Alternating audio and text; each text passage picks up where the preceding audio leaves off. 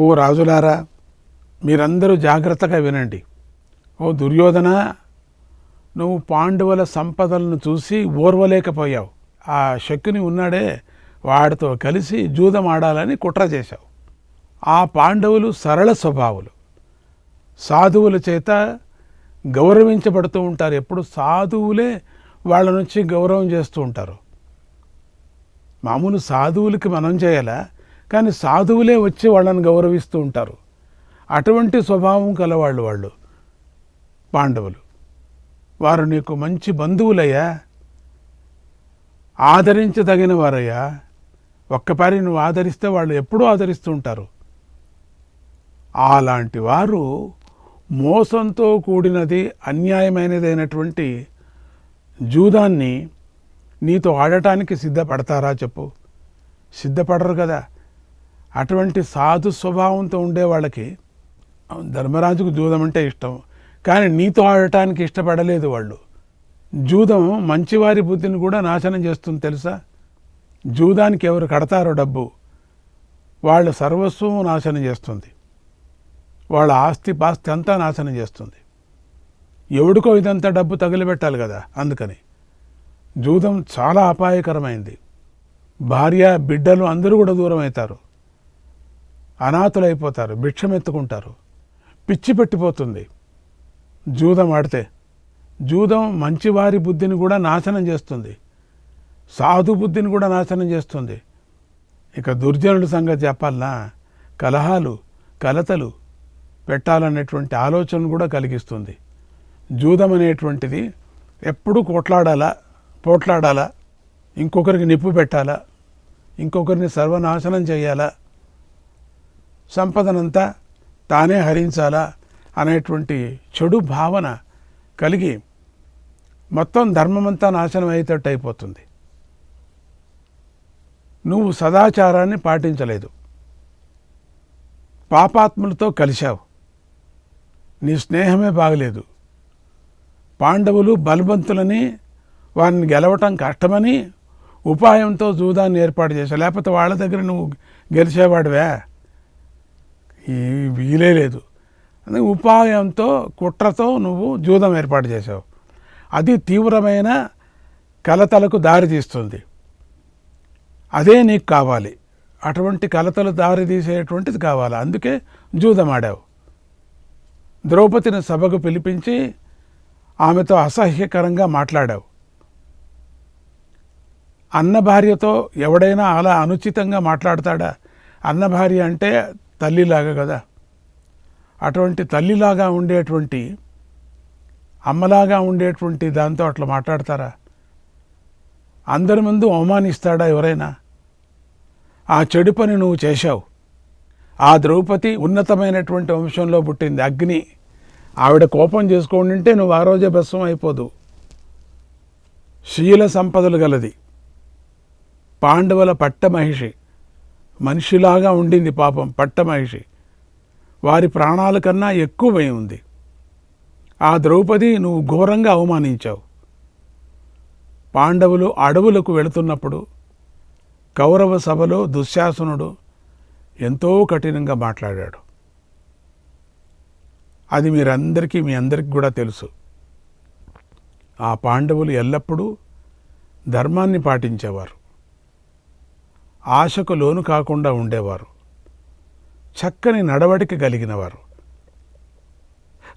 అలాంటి బంధువుల దగ్గర ఎవడైనా ఇలా అనుచితంగా ప్రవర్తిస్తాడా? నువ్వు చెప్పు. నువ్వు నీ సోదరులే చెడుగా ప్రవర్తించారు, హేళన చేసి నవ్వారు ఆ రోజు వెళుతున్నప్పుడు. అది నువ్వు చేయవచ్చా? మీరు ద్రౌపదికి అంత అవమానం చేయవచ్చా? ఎవరొకరు ఖండించలేదే. నువ్వు, కర్ణుడు, దుశ్శాసనుడు కలిసి ఎన్నోసార్లు క్రూరులు, అనాగరికులు మాట్లాడినట్టుగా మాట్లాడారు.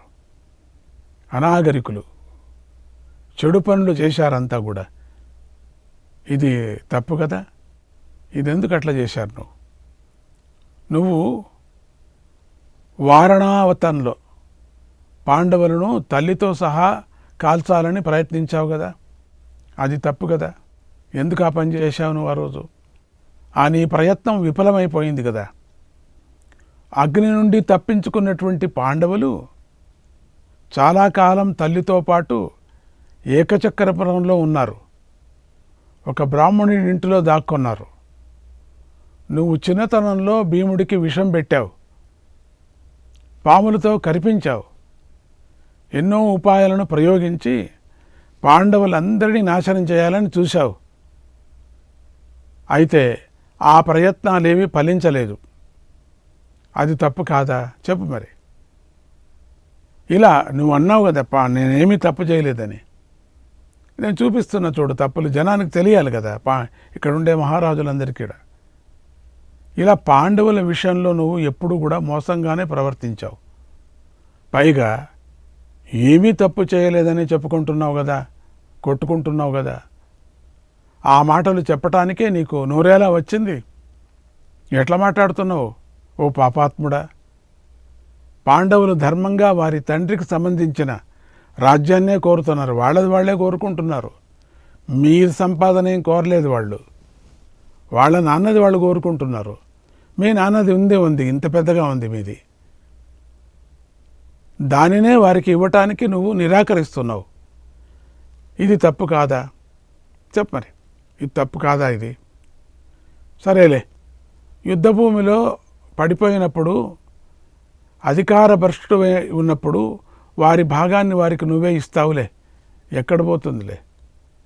యుద్ధభూమిలో పడినప్పుడు వాళ్ళకే వస్తుంది, నీది కూడా పోతుంది. పాండవుల విషయంలో ఇలా క్రూరుడిలాగా ఎన్నో చెడ్డ పనులు చేశావు, చెడ్డ పనులంతా మోసం చేశావు. ఇప్పుడు ఆ తప్పులేవీ చేయనట్లుగా అందరెదురుగా బుద్ధిమంతుడిలాగా అందరి ముందు మాట్లాడుతున్నావు. ఓ రాజా, నీ తల్లి, నీ తండ్రి భీష్ముడు, ద్రోణుడు, విదురుడు నీ మంచి కోసం, లోక శాంతి కోసం సంధి చేసుకోమని చెబుతున్నారు కదా. ఇంతకన్నా ఇంకేం నీకు? ఆ విషయాన్ని ఎంతగా చెప్పినా నువ్వు ఇష్టపడటం లేదు. ఇది తప్పు కాదా? శాంతి వల్ల నీకు, ధర్మరాజుకు, ఇరుపక్షాలకు మేలు కలుగుతుంది, ఎంతో లాభం ఉంటుంది. కానీ నువ్వు దానిని ఇష్టపడటం లేదు. ఇది తప్పు కాదా? నీ మేలు కోరుకునే మిత్రుల మాటలను నువ్వే కాదంటున్నావు. ధర్మవిరుద్ధంగా నడుచుకుంటూ అపకీర్తి కలిగేలాగా ప్రవర్తిస్తున్నావు. ఇవి నీ తప్పులు గ్రహించు అని అంటూ శ్రీకృష్ణుడు దుర్యోధనుడి తప్పులన్నిటినీ చెబుతున్నటువంటి సమయంలో దుష్టుడైన దుశ్శాసనుడికి కోపం వచ్చింది. దుర్యోధనుడితో ఇలా అన్నాడు, ఓ రాజా, ఈ మాయల మారి కృష్ణుడి మాటలు ఇక్కడ ఎంత మాయ చేస్తున్నాయో చూడు. మాయల మారి అన్ని చోట్ల మాయలు చేస్తూ ఉంటాడు. మాయలు మారి కృష్ణుడు ఏమో నేర్చుకున్నాడు చిన్నప్పుడు. మాయలు అందరి మీద ఎంత ప్రభావం చూపిస్తున్నాయో గమనించు. నీ అంతటి నువ్వే పాండవులతో సంధి చేసుకునేలాగా ఉన్నాయి ఈ మాటలు చూస్తే. సంధి చేసుకోకపోతే మనవారే నిన్ను బంధించి ధర్మరాజుకు అప్పగించేలాగా ఉన్నారు, గమనించు. అట్లా మాట్లాడుతున్నాడు. ఈ మాటలు విని ఇక్కడుండే రాజులందరూ కూడా మన మీదే తిరగబడి నిన్నే బంధించేటట్టుగా చూస్తున్నారు అందరూ. కృష్ణుడు మాటలు అంత అద్భుతంగా ఉన్నాయి, గ్రహించు, మోసపోవద్దు. భీష్మ పితామహుడు, ద్రోణాచార్యుడు, మన తండ్రి కలిసి కర్ణుణ్ణి, నన్ను, నిన్ను ముగ్గురిని పాండవులకు వశం చేస్తారు, తెలుసుకో అని రెచ్చగొట్టాడు. నేను ఉండను, కర్ణుడు ఉండను, నువ్వు ముగ్గురిని కూడా కట్టేసి తీసుకుపోయి వాళ్ళకి ఇచ్చేస్తారు, నాకు తెలుసు. వీళ్ళంతా అదే పన్నుకున్నారు, వీళ్ళందరూ యోచన చేశారు. ఇక్కడ కూర్చున్న రాజులందరూ అదేనే. ఆ దుశ్శాసనుడి మాటలు విని దుర్యోధనుడు కోపించాడు. దుర్యోధనుడు కోపం వచ్చింది. పాములాగా దీర్ఘమైన నిశ్వాసాలను విడుస్తూ పైకి లేచి సభలో నుంచి బయలుదేరాడు. ఆ దుర్యోధనుడు బుద్ధిహీనుడు, లజ్జాహీనుడు, పెద్దలను అవమానించేవాడు, మర్యాదలు తెలియనివాడు, అనాగరికుడిలాగా ప్రవర్తించేవాడు. అతడు విదురుడు, ధృతరాష్ట్రుడు, బాహ్లీకుడు, కృపుడు, సోమదత్తుడు, భీష్ముడు, ద్రోణుడు శ్రీకృష్ణులను నిర్లక్ష్యం చేశాడు. సభలో నుంచి వెళ్ళసాగాడు. అక్కడి నుంచి వెళ్ళిపోవటానికి సిద్ధమైపోయాడు. అలా సుయోధనుడు వెళ్ళటాన్ని చూసి అతడి సోదరులు, మంత్రులు, రాజులు అందరూ లేచి అతని వెంట వెళ్ళసాగారు. అంతా బయలుదేరారు, అతని వెంట వెళ్ళసాగారు. అప్పుడు భీష్ముడు ఆ దుర్యోధనుడిని చూసి ఇలా అన్నాడు, ఓ దుర్యోధన, ధర్మార్థాలను విడిచిపెట్టినవాడు, కోపాన్ని అనుసరించేవాడు అతి కొద్ది కాలంలోనే కష్టాల పాలైపోతాడు, జాగ్రత్త.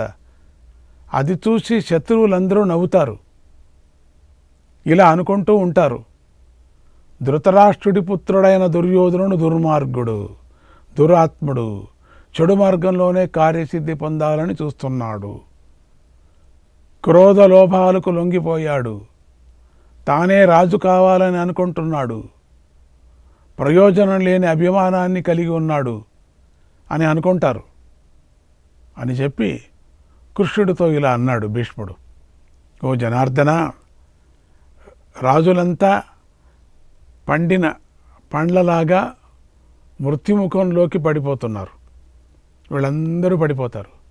అందువల్లే అందరూ తమ తమ మంత్రులతో సహా ఈ దుర్యోధనుడిని అనుసరిస్తున్నారు అన్నాడు. అంతా పడిపోతున్నారు వీళ్ళందరూ కూడా, ఒక్కొక్కరుగా లేస్తున్నారు. అప్పుడు శ్రీకృష్ణ పరమాత్మ భీష్మ ద్రోణాదులు అందరితో ఇలా అన్నాడు, ద్రోణాదులతో, ఈ దుర్యోధనుడు బుద్ధిహీనుడు, ఇతడికి అధికారం అంటగట్టి ఇప్పుడు బలవంతంగా కూడా ఇతడిని నియంత్రించలేక మనం పోతున్నాం, అందరూ పోతున్నారు. అన్యాయంగా వీడికి అధికారం ఇచ్చారు, ఇప్పుడు ఎవరూ నియంత్రించలేకపోతున్నారు. భీష్ముడు కానీ, బాహ్లీకుడు కానీ, కృపుడు కానీ ఎవరైనా నియంత్రిస్తున్నారా? నియంత్రించటం లేదు. ఇది మీ కురువృద్ధులందరూ చేస్తున్నటువంటి పెద్ద పొరపాటు. ఇక్కడుండే వృద్ధులందరూ ఎవరు వృద్ధుడు, ఒక వృద్ధుడైనా నియంత్రించారా? ఎవరు? దుర్యోధను మాట ఎవరూ నియంత్రించలేదు. ఓ పుణ్యాత్ములారా, ఇప్పుడు చేయవలసిన తగిన పనిని గురించి నేను ఆలోచిస్తున్నాను. నా మాట పాటించి ఆ పనిని చేస్తే అందరికీ మేలు కలుగుతుంది. దానిని వివరంగా చెబుతున్నాను. నా మంచి మాటలను అందరూ వినండి. అవి అనుకూలంగా ఉన్నాయి అని మీకు అనిపిస్తే వాటిని మీరు పాటించండి. భోజరాజు, ఉగ్రసేనుడు, ఆయన కొడుకు కంసుడు, అతడు దురాత్ముడు, నిగ్రహం లేనివాడు. తండ్రి వృద్ధుడై ఉండి జీవించి ఉండగానే ఆయన రాజ్యాన్ని దొంగలించాడు, రాజైపోయాడు. దాని ఫలితంగా ఏమైంది? వాడికి మరణించాడు. వీరమరణం కూడా కాదు, ఆ కంసుడిని బంధువులంతా విడిచిపెట్టారు. అప్పుడు నేను ఆ బంధువుల హితం కోరి, నా దేశక్షేమం కోరి ఆ కంసుడితో ఘోర యుద్ధం చేశాను, కంసుడిని సంహరించాను.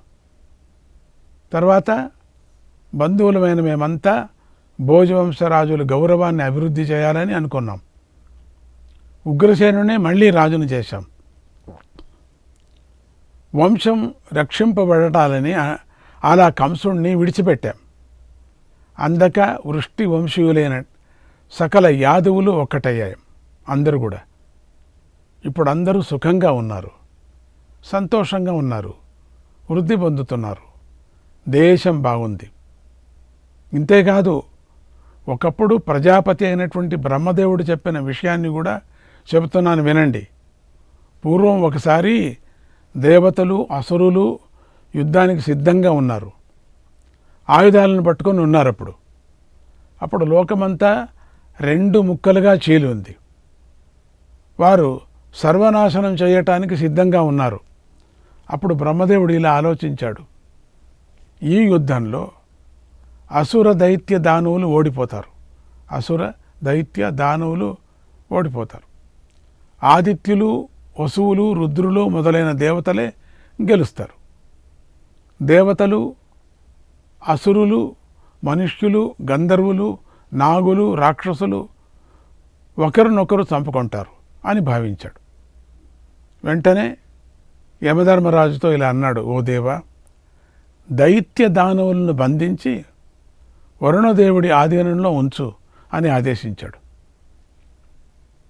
వాళ్ళిద్దరిని పట్టుకొని అక్కడ పెట్టేశాయి. అప్పుడు ఇవన్నీ మిగులుతాయి, వీళ్ళందరి మరణం మిగులుతుంది. వెంటనే యమధర్మరాజు ఆ మాట పాటించాడు. దైత్య దానవులను అందరినీ కూడా బంధించి వరుణుడితో ఆధీనంలో ఉంచాడు.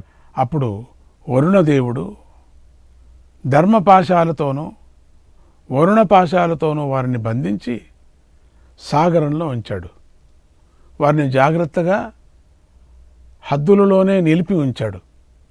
అదేవిధంగా ఈ దుర్యోధనుడి, కర్ణుణ్ణి, శకునుని, దుశ్శాసనుణ్ణి బంధించండి, పాండవులకు వశం చేయండి. వంశాన్ని రక్షించడం కోసం, వ్యక్తిని, గ్రామాన్ని రక్షించడం కోసం, వంశాన్ని, దేశాన్ని రక్షించడం కోసం, గ్రామాన్ని, ఆత్మ పదార్థాన్ని అందుకోవటం కోసమై ఈ భూమిని విడిచిపెట్టాలి. ఓ ఉత్తమ క్షత్రియుడా, ధృతరాష్ట్ర మహారాజా, దుర్యోధనుడిని బంధించు, పాండవులతో సంధి చేసుకో. నీ కారణంగా క్షత్రియులందరూ నశించకూడదు అన్నాడు శ్రీకృష్ణ పరమాత్మ. శ్రీకృష్ణాయ పరమాత్మనే నమః. 129వ అధ్యాయం. ధృతరాష్ట్ర మహారాజు శ్రీకృష్ణుడి సందేశాన్ని విన్నాడు. సర్వధర్మాలు తెలిసిన విదురుడితో వేగంగా ఇలా అన్నాడు, నాయనా విదురా, వెళ్ళు. భవిష్యత్తులోని మంచి చెడులను కూడా ఆలోచించి చెప్పగల గాంధారిని ఇక్కడికి తీసుకొనిరా.